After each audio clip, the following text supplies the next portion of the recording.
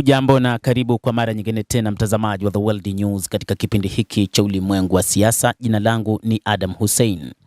Ripoti tuliokuwa nayo wakati huu ni kwamba Umoja wa Falme za Kiarabu UAE unatengeneza mazingira ya kutaka vita dhidi ya Jamhuri ya Kiislamu ya Iran, huku ikitengeneza ushirika zaidi na Israel, wakati Marekani ikiwa katika mipango ya kumaliza vita hivyo. Israel iliapa kwamba huenda ikaingia tena vitani kwa sababu malengo yake hayakutimia. Mpango wake wa makombora ya masafa marefu wa Iran bado upo vile, lakini pia mpango wa nyuklia wa Iran bado unaendelea kuwepo, kadhalika na utawala wa Jamhuri ya Kiislamu ya Iran bado haujaanguka. Sasa UAE inataka kujiunga na mpango wa Israel katika mapambano dhidi ya Iran.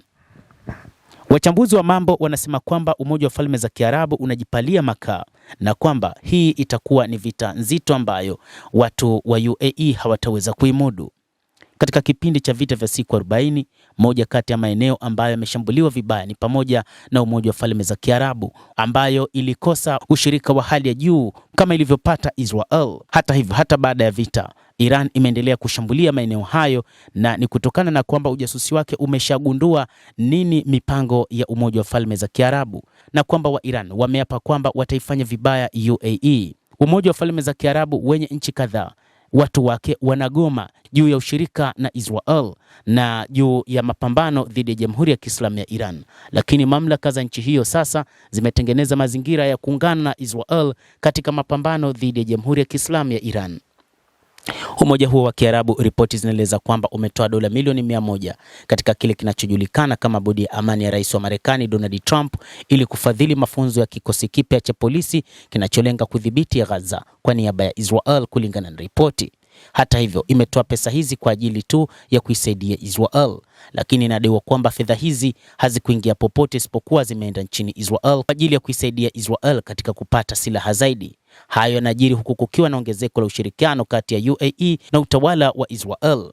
Mnamo Ijumaa, gazeti la Times of Israel lilimnukuu afisa wa Marekani na mwanadiplomasia wa Asia Magharibi akithibitisha kwamba malipo hayo yalifanywa katika siku za hivi karibuni. Jeshi jipya la polisi la Israel limepata faida kubwa na limeundwa chini ya kile kinachoitwa Kamati ya Kitaifa ya Utawala wa Gaza, ambayo ilipewa jukumu na bodi ya amani na Israel kusimamia ukanda huo.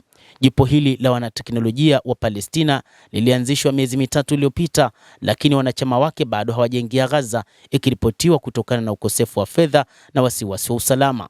Lakini fedha hizi inadaiwa kwamba ni fedha ambazo UAE imeipatia Israel kwa ajili tu ya kutengeneza mazingira zaidi kwa ajili ya mapambano zaidi dhidi ya Jamhuri ya Kiislamu ya Iran. Hata hivyo, wachambuzi wa mambo wanasema kwamba ikiwa Umoja wa Falme za Kiarabu utaamua kuanzisha mapambano dhidi ya Iran, hali katika Mashariki ya Kati itaweza kuwa mbaya zaidi. Wachambuzi wa Mashariki ya Kati wanasema kwamba huu ni mpango wa Israel ili kuyatenganisha mataifa ya Kiislamu na kutengeneza mazingira kwamba Waislamu na Waarabu katika eneo la Mashariki ya Kati wameshindwa kuelewana, na hivyo wameingia vitani, na hii itasaidia katika mapambano zaidi ya kuangusha tawala za Kiislamu. Hiki inaonekana kwamba UAE inataka kutengeneza mazingira, inataka kutengeneza historia, ikiamini kwamba bado Marekani itaweza kuangusha utawala wa Jamhuri ya Kiislamu ya Iran, na hivyo Umoja wa Falme za Kiarabu unaamini pia kwamba Iran ni tishio katika eneo hilo la Mashariki ya Kati.